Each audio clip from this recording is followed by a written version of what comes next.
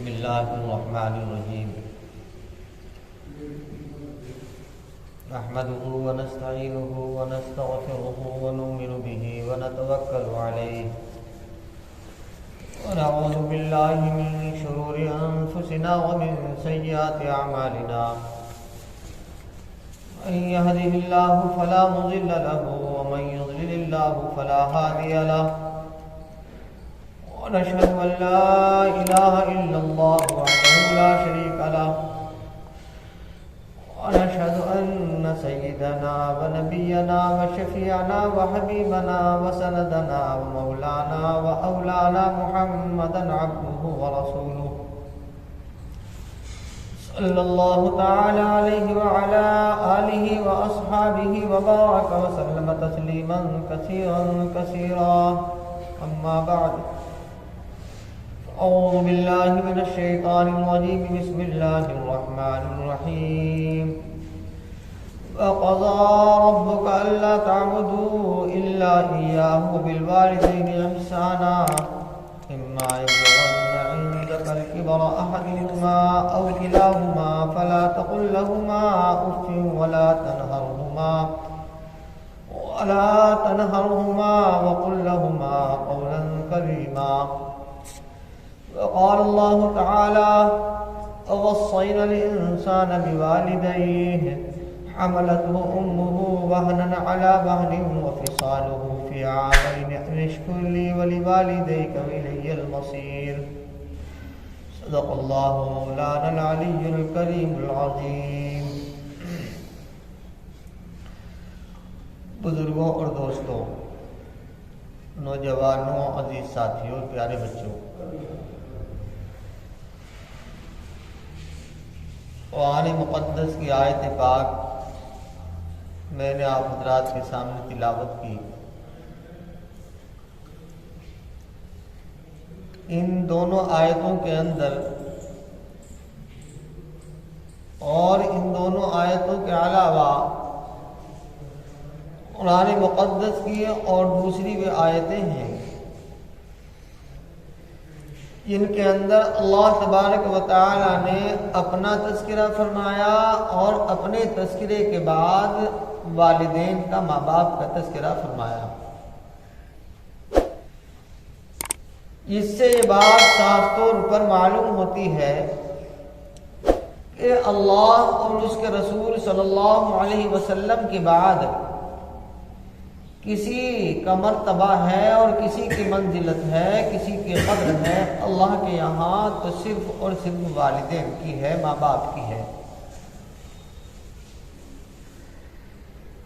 ماں باپ جن کے بارے میں قرآن مقدس کی آیات کے علاوہ بے شمار احادیث نبویہ اور اقوال صحابہ، اسی طریقے سے آثار صحابہ، تابعین اور تبع تابعین کے اقوال، ان کی زندگی، سلف صالحین کے اقوال، ان کی زندگی، یہ تمام چیزیں بھری ہوئی ہیں اس بات سے کہ خداوند قدوس کے بعد اور اللہ کے رسول کے بعد اگر کسی کا مرتبہ ہے، کسی کا درجہ ہے تو صرف ماں کا اور باپ کا ہے. یہاں ایک سوال پیدا ہوتا ہے کہ ماں باپ کا درجہ جب ہے تو حضور پاک علیہ الصلاۃ والسلام کے ماں باپ کیوں زندہ نہیں رہے؟ خدا نے محمد عربی صلی اللہ علیہ وسلم کے ساتھ یہ معاملہ فرمایا کہ ابھی آپ رحم مادر میں تھے، شکم مادر میں تھے کہ باپ کا سایہ اڑ گیا، یعنی اماں کے پیٹ ہی میں آپ یتیم ہو گئے. پیدائش ہوئی، پیدائش کے کچھ دن بعد مقام ابوا میں حضور پاک علیہ السلام کی والدہ حضرت آمنہ کے بھی انتقال ہو گیا. تو حضور صلی اللہ علیہ وسلم کو کیوں یہ فضیلت حاصل نہ ہوئی کہ وہ اپنے ماں باپ کی خدمت کرتے اور اپنے ماں باپ کی خدمت کرنے کے بعد جنت کو کما لیتے؟ ایک سوال پیدا ہوتا ہے۔ ایک بات آپ یاد رکھیے، نبی کا ایمان جواب دیا جا رہا ہے، نبی کا ایمان، نبی کا اسلام، نبی کا یقین مکمل طور پر اللہ تبارک و تعالی ایسا بناتے ہیں، ایسا پختہ کرتے ہیں، ایسا مضبوط کرتے ہیں کہ اس کی کوئی مثال اور کوئی نظیر پیش نہیں کر سکتا۔ باپ ذریعہ بنتا ہے انسان کی زندگی، بچے کی زندگی کے گزارنے کا۔ بچے کی پرورش کا ذریعہ بننے کے بعد نظر یا تو شروع میں بچے کی ماں کی جانب ہوتی ہے اور بڑا ہونے کے بعد بچے کی نظر باپ کی جانب ہوتی ہے۔ ماں وہ ذات ہے جو چھوٹے چھوٹے ٹکڑے کھلا کر اپنے سینے سے دودھ پلا کر گویا کہ اپنی زندگی کا خون اپنے بیٹے کے منہ میں ڈالتی ہے۔ بچہ روتا ہوا ہو، روتے ہوئے اگر اس کی سسکیاں بند کرنی ہیں، اس کی ہچکیوں کو ختم کرنا ہے تو فوراً ماں اپنی چھاتی سے اپنے بچے کو لگا لیتی ہے، تو بچے کے دل میں ایک بات یہ موجود رہتی ہے کہ مجھے دودھ جو ملے گا وہ ماں کی چھاتی سے ملے گا، ماں جب مجھے سینے سے لگائے گی۔ بڑا ہوتا ہے تو باپ مکمل طریقے سے دیکھ ریکھ کرتا ہے۔ بیٹے کی نظر، اولاد کی نظر باپ پر ہوتی ہے کہ ہمارے تعلق سے پرورش کا کیا نظم کر رہا ہے ہمارا باپ کیا شکل اختیار کر رہا ہے۔ تو اللہ کو منظور یہ تھا کہ حضور پاک علیہ الصلوۃ والسلام کی نظر میرے علاوہ کسی دوسرے کی طرف نہ جائے۔ منشا صرف اور صرف یہ تھا کہ میری نبی کی نظر، میرے محبوب کی نظر نہ ماں کی جانب جائے نہ باپ کی جانب جائے، بلکہ مکمل طریقے سے بچپن کی حالت ہی میں مکمل طریقے سے جو نظر رہے وہ میری جانب نظر رہے کہ پالنے والا اگر کوئی ہے صرف اور صرف اللہ کی ذات ہے۔ رحم مادر میں تھے، باپ کا جو انتقال ہوا، کچھ دن پیدائش کے بعد حضور پاک صلی اللہ علیہ وسلم کی ماں کا بھی انتقال ہوا۔ ایمن نے کس طریقے سے آپ کو سنبھالا دیا، بعد میں چل کر کے حضرت سویبہ یا صوبیہ نے دودھ پلایا، یہ سارے حالات ہوئے۔ اللہ نے پرورش کی، جو انتظام تھا وہ انتظام کیا۔ اپنے دادا اپنے چچا کی کفالت میں رہے، پھر زندگی بڑھتی رہی تو اللہ تبارک و تعالی نے حضور پاک علیہ الصلوۃ والسلام کو یہ دولت کیوں نہیں عطا فرمائی؟ صرف اور صرف اس لیے کہ ان کی نظر، محمد کی نظر اپنے ماں کی طرف نہ چلی جائے، اپنے باپ کی طرف نہ چلی جائے، تو اللہ تبارک و تعالی نے اس لیے کیا۔ یہاں علماء کے اختلاف ہے کہ حضور پاک صلی اللہ علیہ وسلم نے اپنے ماں باپ کے لیے استغفار کیا یا استغفار نہیں کیا، یعنی کہ حضور پاک علیہ السلام کے ماں باپ کو کیا کہا جائے، حضرت عبداللہ کو کیا کہا جائے اور حضرت آمنہ کو کیا کہا جائے؟ استغفر لہما او لا تستغفر لہما۔ یہ قرآن کریم کے اندر ہے کہ تم اے محمد ان کے لیے استغفار کرو، یہ استغفار نہ کرو، تمہارے استغفار کرنے سے کوئی فائدہ نہیں ہوگا۔ ہمیں جو مراتب ادا کرنے ہیں اور مراتب دینے ہیں تمہارے ماں باپ کو تمہاری وجہ سے وہ دینے ہی ہیں۔ تو اللہ تبارک و تعالی نے ماں باپ ہمیں عطا فرمائے، ماں باپ کی ملاقات سے ہمارا وجود بخشا گیا۔ ماں باپ کیسی دولت ہے؟ قرآن پاک کے اندر صاف طور پر یہ فرمایا، کسی عالم کا، کسی بھی مذہب کا، اور یوں کہیے کسی بھی دین کے اندر، کسی بھی مذہب کے اندر چاہے وہ باطل مذہب ہو یا حق مذہب ہو، کسی کے اندر بھی یہ نہیں ہے کہ اللہ کے بعد، خدا کے بعد اور رسول کے بعد، یعنی خدا کے بعد یا اوتار کے بعد اگر کسی کا مرتبہ ہو تو ماں باپ کے علاوہ کسی اور کا مرتبہ ہو۔ صرف اور صرف اگر مرتبہ ہے تو صرف ماں اور باپ کا مرتبہ ہے۔ قرآن مقدس نے کہا وَقَضَىٰ رَبُّكَ أَلَّا تَعْبُدُوا إِلَّا إِيَّاهُ بِالْوَالِدَيْنِ إِحْسَانًا، کہ اللہ نے تمہارے لیے حکم سنایا۔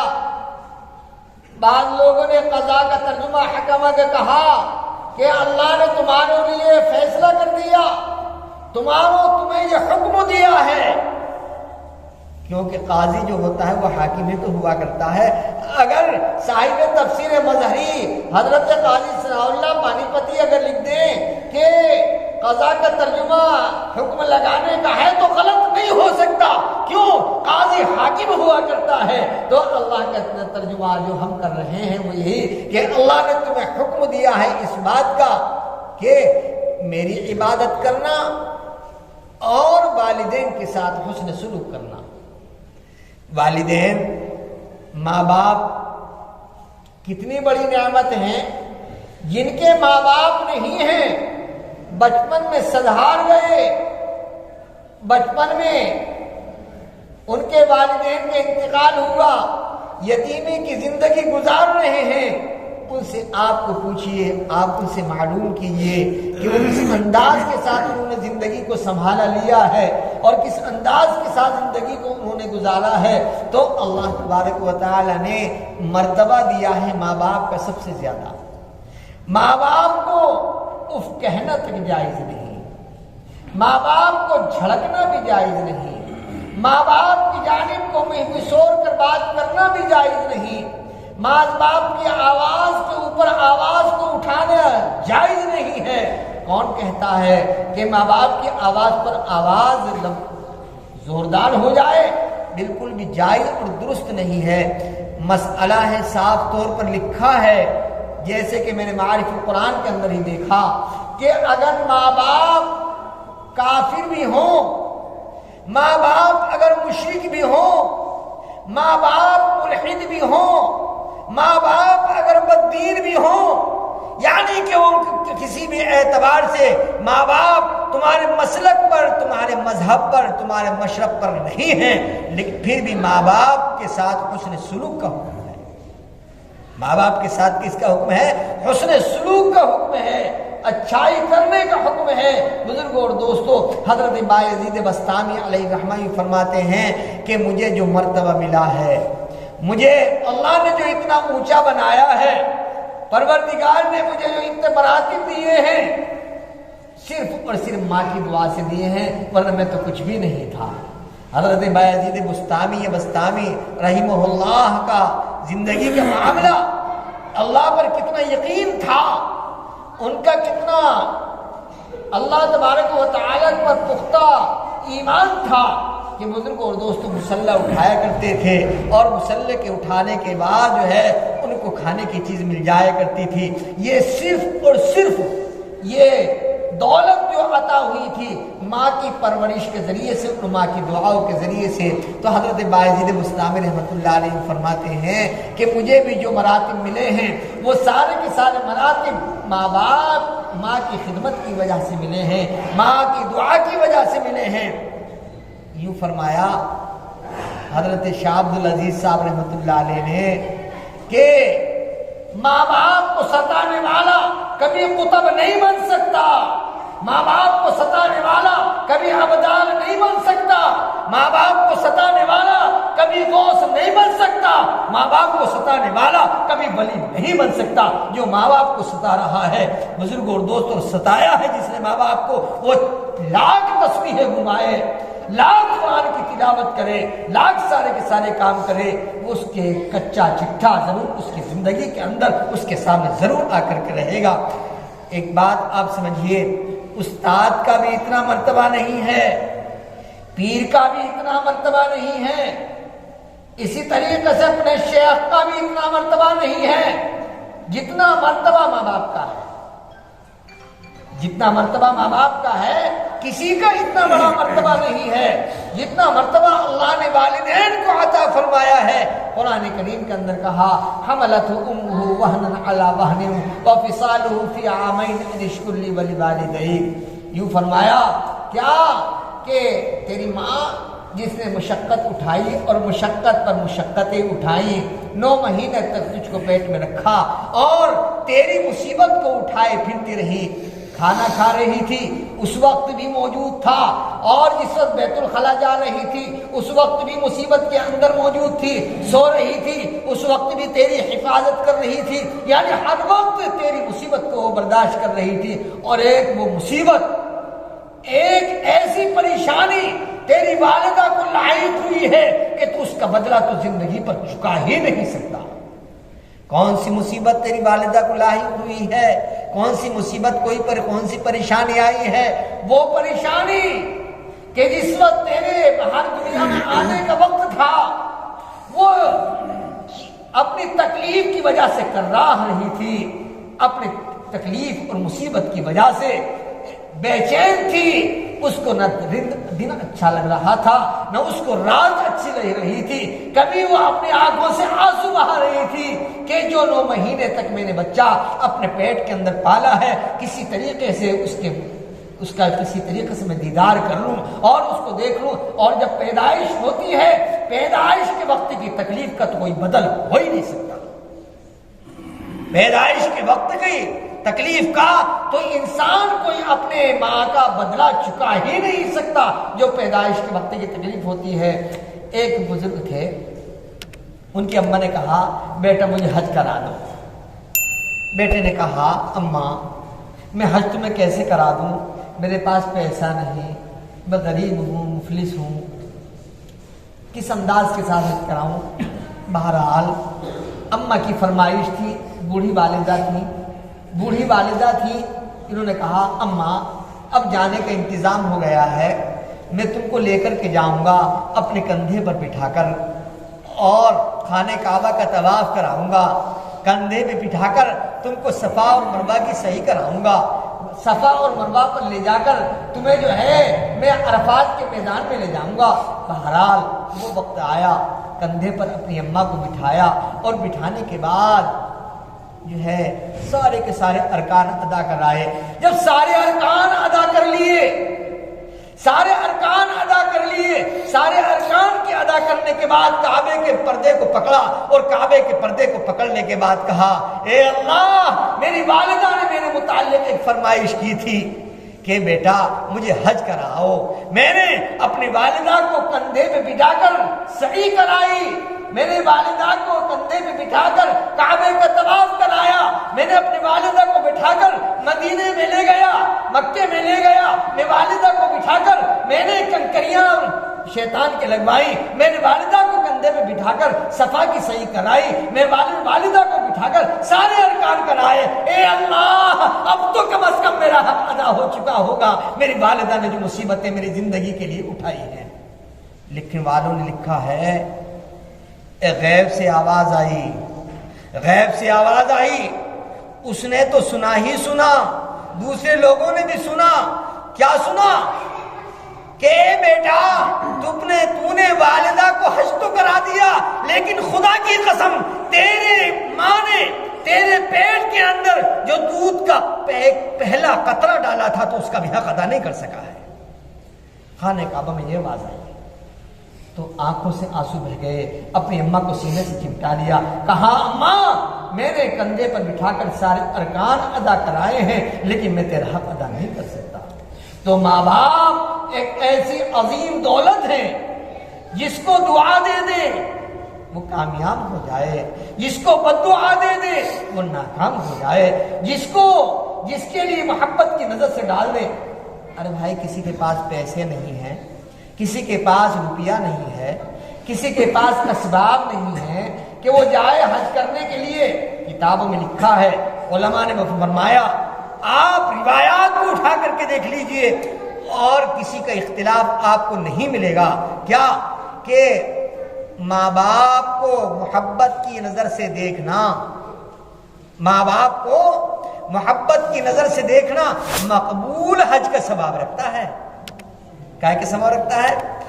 اگر ماں کا دل دکھا ہوا ہے، باپ کا دل دکھا ہوا ہے، باپ پریشان ہے تیری جانب سے، مصیبت میں گھرا ہوا ہے، تو لاکھ تو باپ کو دیکھتا رہے، دل صبح کو دیکھتا رہے، دوپہر کو دیکھتا رہے، شام کو دیکھتا رہے، رات کو دیکھتا رہے، رات کی تاریکی میں دیکھتا رہے. بزرگ اور دوستو، پھر حج کا ثواب نہیں ملے گا.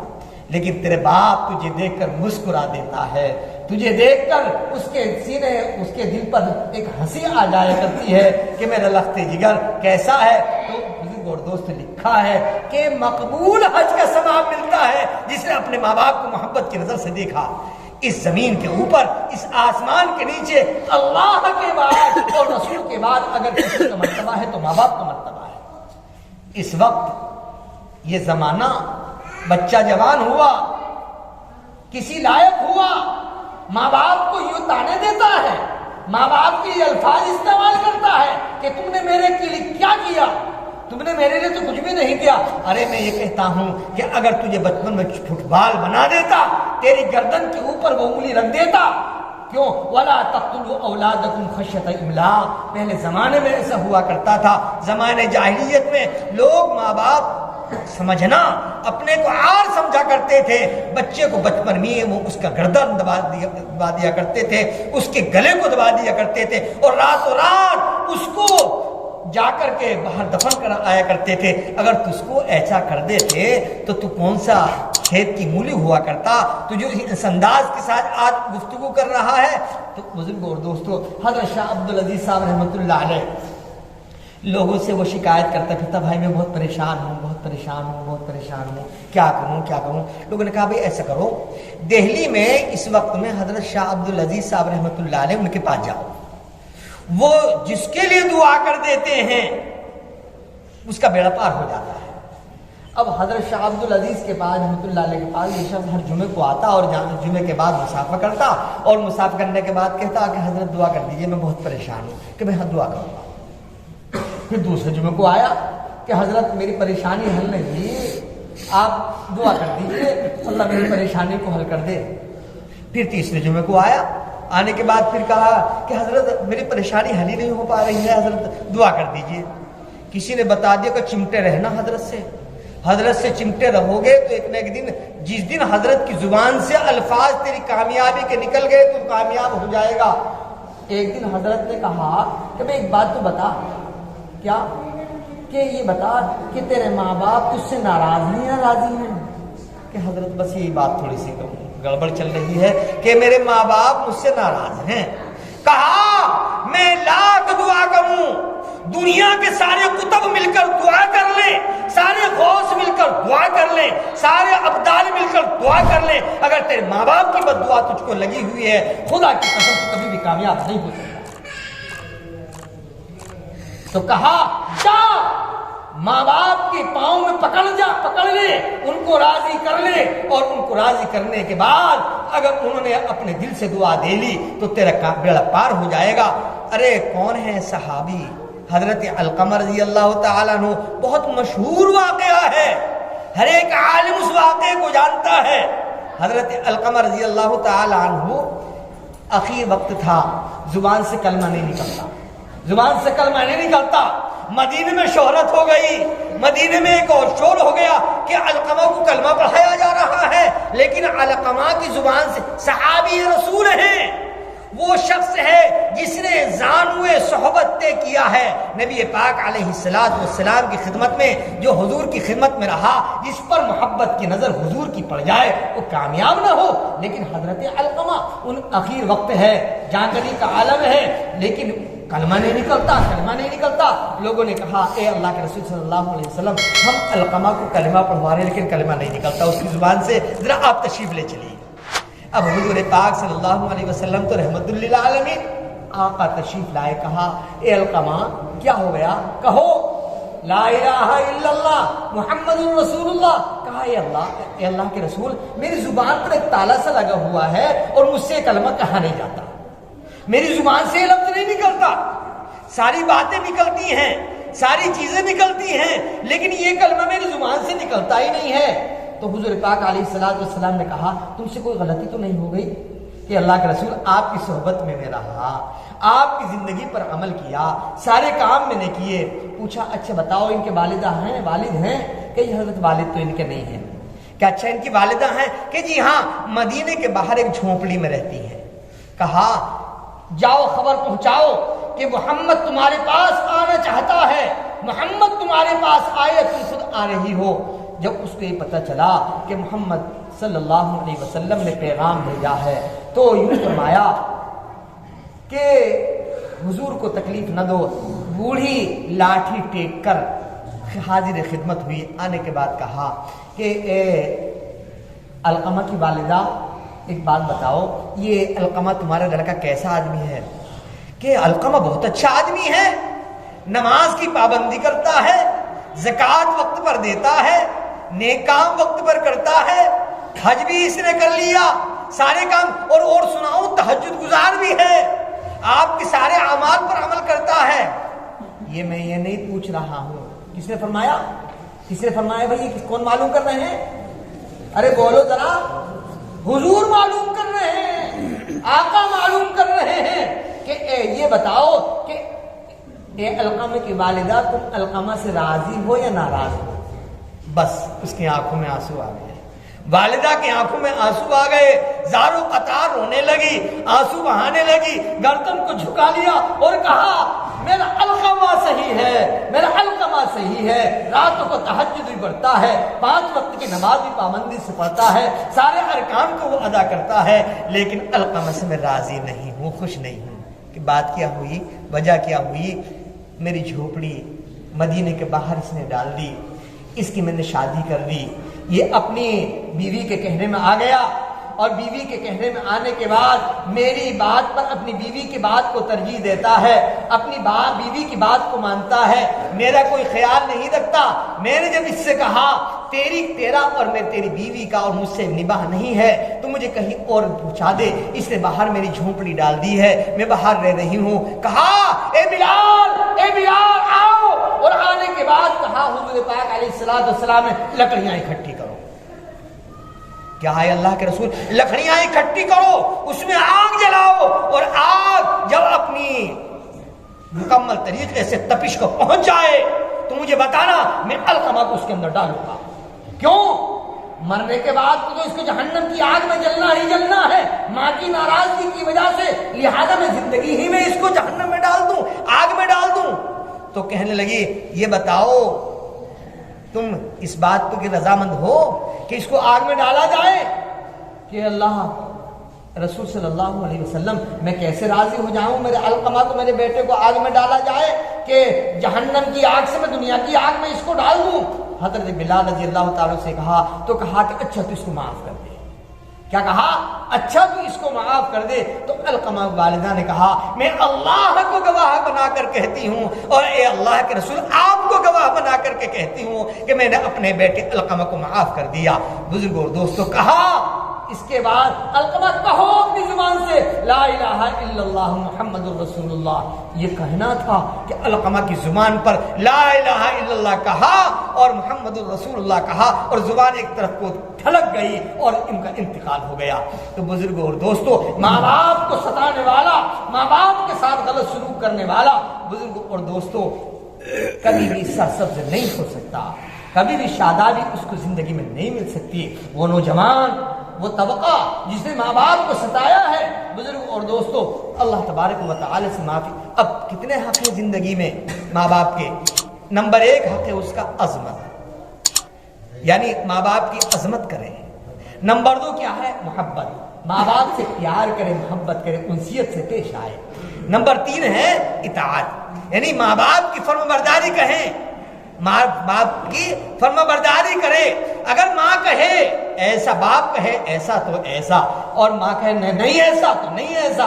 بزرگوں، تو کوئی مثال بتا دے دنیا میں کہ ماں باپ نے کبھی بھی اپنی اولاد کے ساتھ غلط سلوک کیا ہو، کہ ان کے لیے غلط سوچا ہو؟ کوئی بتا سکتا ہے دنیا میں کہ ماں باپ تو مکمل طریقے سے راحت کا، سکون کا، اطمینان کا اور ان کی زندگی کے صحیح بسر کرنے کا سامان ہی کیا کرتے ہیں، کبھی بھی ان کے لیے غلط نہیں سوچا کرتے ہیں۔ تو پہلی کیا ہے؟ عظمت۔ زندگی میں جو حق ہیں، پہلا ہے عظمت، دوسرے اس کو فرمایا حضرت مولانا شاہ ابراء الحق صاحب رحمۃ اللہ علیہ نے کہ زندگی کے 7 حق مرنے کے بعد کے حق کے بعد میں بتاؤں گا. پہلا حق ہے عظمت، دوسرا حق ہے محبت، تیسرا حق ہے اطاعت، چوتھا حق ہے خدمت، اور 5واں حق ہے فکر راحت، اور چھٹا حق ہے ان کی ضرورت کو پورا کرنا، اور 7واں حق ہے کبھی کبھی ان کی زیارت کرنا، کبھی کبھی ان کی زیارت کرنا. بزرگ اور دوستو، آپ بڑی غور سے سن رہے ہیں. آج خدا کی قسم میرے دل میں اتر جائے، خدا کی قسم میرے نوجوانوں کے دل میں اتر جائے. کویت کی ایک عدالت میں ایک باپ نے ایک مقدمہ دائر کیا کہ مجھے جو ہے بیٹا خرچے کے لیے پیسے نہیں دیتا، میرے بیٹا مجھے خرچے کے لیے پیسے نہیں دیتا، لہذا مجھے خرچے کے لیے پیسے چاہیے. فوراً وارنٹ جاری ہوا، فوراً بیٹے کو بلایا گیا. مختصر بتا رہا ہوں، بیٹا بلایا گیا، اور بلانے کے بعد کا بیٹے کو بلایا جائے. بیٹا جب حاضر خدمت ہوا کہا کہ بھائی تمہارے باپ کی شکایت کر رہا ہے کہ تم اس کو فکر جو ہے پیسے نہیں دیتے. تو کہا حضرت ایک بات بتائیے، میں اپنے باپ کے مقابلے میں غریب ہوں، مالدار میں بھی ہوں، لیکن مالدار تو میرا باپ بہت زیادہ ہے، بہت مالدار ہے، میرے پیسے کی اس کو کیا ضرورت ہے؟ تو کہا کہ میں یہ نہیں چاہتا کیا کہ جب تیرا باپ مالدار ہے اور تو نہیں دیتا، تو باپ سے پوچھا کہ بات اصل یہ ہے کہ میں اپنے بیٹے کے چہرے کو دیکھنے کے لیے ترس جاتا ہوں. یہ صبح ہوتی ہے، شام ہوتی ہے، عمر یوں ہی تمام ہو رہی ہے، لیکن میں اپنے بیٹے کے چہرے کو نہیں دیکھتا. کم از کم میرے بیٹے سے آپ یہ کہہ دیجئے میں کروڑ پتی ہوں، ارب پتی ہوں، کم از کم آپ میرے بیٹے سے یہ کہہ دیجئے ہر مہینے آئے مجھ کو 1 دینار دے کر کے وہ چلا جائے، تاکہ میں اپنے بیٹے کے چہرے کا دیدار کروں اور دیکھوں. یہ باپ کی محبت اور باپ کی عظمت. اللہ عمل کی توفیق عطا فرمائے.